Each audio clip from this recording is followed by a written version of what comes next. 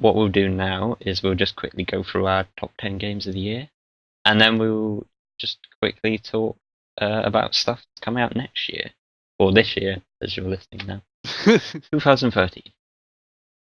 I'm just going to start mine by saying neither XCOM or Far Cry 3 are appearing on my list because I only got them recently, and I haven't finished either of them, and I don't feel like I can properly place them, so they're both missing. So asterisk next to my list.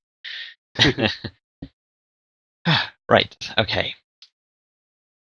Number 10 for me, I've gone with Chivalry Medieval Warfare.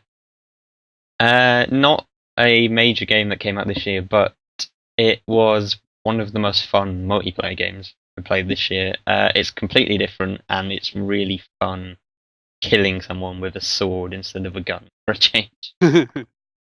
And yeah, I mean, like I said, it was a Kickstarter project that made its way onto Steam, eventually cheaper than War of the Roses and better than War of the Roses. So yeah. If the idea of Call of Duty with swords appeals to you. Right. My number 10 is a game we haven't mentioned, but I had to include it simply because I am a bit of a Pokemon nerd. So I've gone for Pokemon Black and White 2 for my number 10. You're right, I completely forgot to put that on the list, but you can talk about it now if you want. Yeah. It's not much different to the first Black and White, but it's a new Pokemon game, and all the Pokemon games are always pretty good if you're into that kind of thing, because they go on for so long and there is some slight strategy to them. So yeah, if you like Pokemon, then it's pretty much ideal. It's a new Pokemon game, and you don't have to deal with learning about new Pokemon because it's just a sequel to an older game, which is always good because there's far too many as there is. 649, I think it is. I don't know. I can't remember. I think it's 640 odd. How does it compare to Black and White? Is it pretty much the same? It's pretty much that. There are some new places, and you do start in a new place.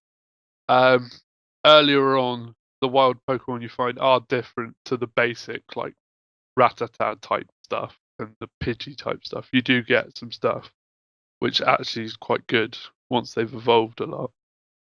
No more Metapod. Yeah, no more bloody Metapods with hard. Metapod, you hard. Yeah, no. Right, my number 9 is a game I only finished recently. Spec Ops: The Line. This wasn't anything spectacular gameplay-wise, although it was capable. I've got this on my list because it really was one of the best stories, not just in a war game, in a game ever. It had an amazing moral point. There were some really powerful scenes. There's a part where the most notorious weapon in this game is white phosphorus, which burns your skin off, basically. There's a moment where you're forced to use it, and in this scene, you're using like a control pad, kind of, and the game has the reflection of your character kind of in the screen while you're doing it. So it's kind of trying to make a point that it's you, it's literally you, you're dropping this on people. Yeah. And you're forced to do it, but like while you're doing it, you're like, oh god, the aftermath of this is going to be bad. And then the game makes you walk through this compound that you've just dropped white phosphorus on, and everyone's like burning to death. And it's ridiculous how good a job they did of actually making the game powerful, not just another meat-headed shooter that didn't mean anything. Yeah. Your number 9? My number 9, I put in WWE 13. Yeah, like I said earlier, it's basically 12, which was pretty good anyway because of the new engine and stuff. But with the Attitude Era stuff, which I'm really interested in because that's where I grew up. That's when I grew up with it. So yeah, I just it's good to look back on, like I said earlier, and play through some of the good moments of those years. Okay, so my number 8 is Sleeping Dogs. Yeah, I bought this on PC. I'll admit because it came with Team Fortress 2 items, but this was really good. I didn't have much hope for it coming into it, but good story. Played similar to Grand Theft Auto. I had a lot of fun with it. Yeah, Sleeping Dogs was really good. My number 8, I've put Black Ops 2, mainly because when I heard that the next Call of Duty was going to be Black Ops 2, I was thinking, oh god, it's just another Call of Duty. And then after Modern Warfare 3 being awful, like you, I just thought, right, I can't be bothered with this franchise anymore. Mm. But then once you started reading them up, pardon? Modern Warfare 3 was really, really bad. Yeah. Once I read up on new features and stuff for this one, I actually thought, I might be tempted to try this. And it was you got it, didn't you? I got it first, yeah. Yeah. I was like, oh my God, it's really good. You're It's telling me all actually about good. it. And I just thought, right, I'm gonna have to get this. And I did, and yeah, I really do like it, especially the zombies. I think zombies is really good. And I still maintain that they need to make Call of Duty Zombies a standalone. Standalone, yeah. What are we on? 7? 7. My number 7 is the new franchise for this year, Dishonored. Dishonored was really good. I struggled to get into it when I first played it because I hadn't kind of figured out how to stealth properly. Yeah. And I was killing people, and you're really overpowered in the combat in Dishonored. But once I figured out how to stealth properly and I went through the game on my low chaos run, I loved it. It's very different. There haven't been too many games that have done stealth in first person very well. A lot of people compared it to Thief, but I haven't actually played Thief, so I couldn't really say either way that way. But of what little story there is, I liked. I liked the art style, even though earlier I said the graphics weren't very good. I still liked the look of the game. I liked the universe they created. It was interesting, kind of steampunk. Yeah. It's not England, is it? But everyone talks with an English accent. It's a fictional place, I think. But yeah, Dishonored was really, really good. Yeah. For my number 7, I've put Zombi U. I've watched a load of videos on it, and you've talked about it a few times. And I just think it looks really good to play. I love the fact that the gamepad is like your inventory and map scanner and everything. So you're not constantly switching between menus and stuff. I love the trailer for it. The whole God Save the Queen. Yeah, that was really good when they showed that off at E3. It was amazing.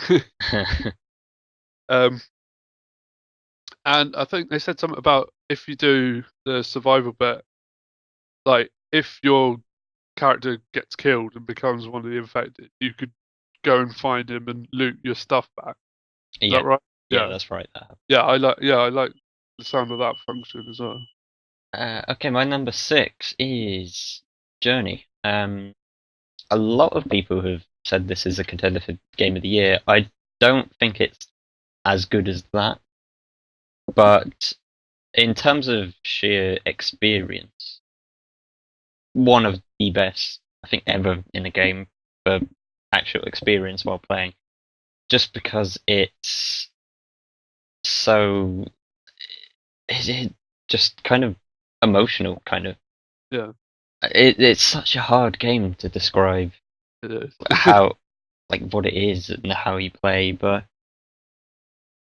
I don't think I've ever played a game that made me feel like this one did. That's probably the best way to describe it. For my number 6, I've gone for Borderlands 2, mainly because Borderlands 1 was a good game, but it did have its problems, and Borderlands 2 just completely fixed it. And of course, you've got like proper characters and story as well in Borderlands 2. So, yeah, I just yeah, pretty much a good improvement of the first one. Okay, so my number 5, I've got Max Payne 3. Some people didn't like it, and I'm not sure why. I thought it was brilliant. It kind of got lost amongst all the huge games that came out this year. There were a lot of big releases this year, but maybe it's my Max maybe it's my Max Payne fanboyism, but I thought it was brilliant. It was really good fun. It felt like playing the old Max Paynes, just with better graphics, which is all I wanted it to be. For my number 5, I've gone for Journey. Once again, you can't really say much about it. You have to kind of see it for yourself. It's come up a few times while we've been doing this. It's just so hard to talk about it. And I think my favourite bit about it is just meeting strangers along the way, and beeping at beeping at them. So, yeah. Okay, so top 4 now. My number 4, I've gone for Mass Effect 3. So let's get the elephant out of the room straight away. The ending is disappointing. It really is. But this was still my favourite Mass Effect of the 3. Everything up to the ending was brilliant. I loved all of it. I did all the side quests. I spent ages playing this game. The ending wasn't so bad that it ruined my experience. It was still very good graphically. The combat was still as good as it was. The story was still really good. The lore was still really good. The extended DLC kind of fixed the ending a little bit. But yeah, I didn't really have too much of a problem with it to begin with. Mass Effect 3 was really good. Yeah, in fact, Mass Effect, the trilogy was one of the best trilogies I've ever played. So, yeah. My number 4, I've gone for Sleeping Dogs, and I do have to say I do love the story, the fact that you're undercover but still part of this gang warfare at the same time. And yeah, like we said earlier, I just like it's like Grand Theft Auto, but with more combat rather than guns all the time. Yeah, a much better combat system Grand Theft Auto ever had. Yeah. The melee combat in Grand Theft Auto was just run up to them, run up, punch them in the face, and run away. The melee button. Yeah. My number 3, I've gone for Borderlands 2.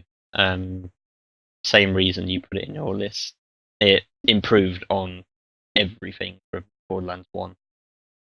And Borderlands 1 was good to begin with. So, yeah, Borderlands 2 is my number 3. I've had a lot of trouble with my top 3. I've reshuffled them, and they've all they've all been in each spot, but I've reshuffled them again. So, number 3, I've put Far Cry 3. I know I haven't played through it all yet, but I just do. Even though I haven't played that much, I still really love it already. I just love the whole. Yeah, like we saw, what is it? Kind of like Skyrim with guns.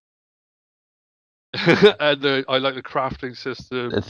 Something I forgot to mention was the drugs in the game.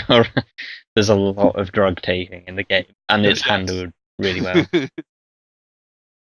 That first scene when you meet the Doctor and you go into his cave and you get high and you're walking like up the walls and stuff.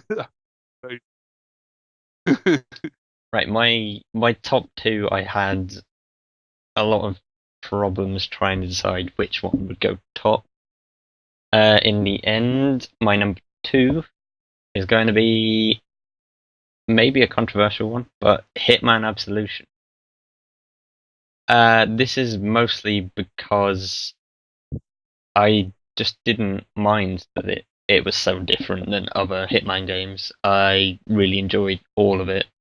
It's a very long game. It took me 18 hours, I think, to go through the story, which is unusual for modern games, which are usually a lot shorter than that. Graphically, it's amazing. As far as I know, it's the most graphically advanced game currently out. I couldn't even run it on full specs, and I've got a very good computer. Voice acting was really good. The writing was really good. The villains were just horrible. You actually wanted to kill them, which is rare for a video game villain. Yeah, Hitman Absolution was amazing for me. For my number 2, I've also gone for Hitman Absolution. I love the fact that there's so many ways to interact of how to end up finishing off what you're trying to do. So I watched a video on, I think it was the Hope Street one. Oh, where you've got like the Hope Gang or something. That mission alone took me probably a couple hours. They had the developers talking over it, and there was saying how many different ways you could have gone through this level, like causing distractions and others. Yeah, I just love the fact that there's so many different ways you can do things. Yeah, there's a moment in that level where you can attach a a generator of some sort to an electric fence, and so eventually somebody will come through and try to go through the metal door, and they'll get electrocuted. I also like the scores and challenges. Depending on what really actions good. You get really competitive because it constantly reminds you best in your country and average in your country and average in the world, and you're constantly trying to get better than that. From my experience, people on the whole just aren't very good at the game because I was constantly getting higher than the average, sometimes by a long, long way. But yeah, it was a nice touch, and it would tell you friend scores as well if your friends had the game. Okay, so number 1, my game of the year. I had a lot of time to think about this one. I wasn't sure whether to put this as my game of the year because it's not much of a game, so to speak, but I have gone for The Walking Dead because probably one of the best stories ever written for a video game. This is really good. Some of the best characters as well. The whole season, I think they call it. Yeah, the whole season of this game, they stress this relationship between your main character Lee, and this little girl called Clementine, and they do a really good job of making you care about her and want to protect her. And when you get to the end of the final episode, it's one of the few games that has made almost everyone that I know who's played it has cried at the end of The Walking Dead. I won't say why, but it's really good, really well written. And like I said when we talked about it earlier, Telltale Games were only known for taking TV and movie franchises and making kind of crap games out of. And this came out of nowhere as brilliant, and I'm really looking forward to the second one they're making. For my number 1, I've gone for Dishonoured because I absolutely adore this game to pieces. I love the stealth, all the different stealth things like the blink ability and the dark vision, and He hunts dice, yeah. yeah. I also do like the beating heart thing that shows you where the runes and the bone charms. Kind of comes out of left field when they give you the heart. Yeah, it's kind of like, okay, right. It would talk to you. I was like, okay. And I like the fact that it beeps as well, even if you haven't got it out. Like if you're Yeah, nearby, it goes. "Ba-dum-dum-dum-dum-dum-dum-dum." your controller starts vibrating, Yeah. and you're like, hang on. Whip the heart out and have a look around. Um, I like controlling the rat as well and telling And the rat to possession, go. yeah, that really gets handy towards the end of the game.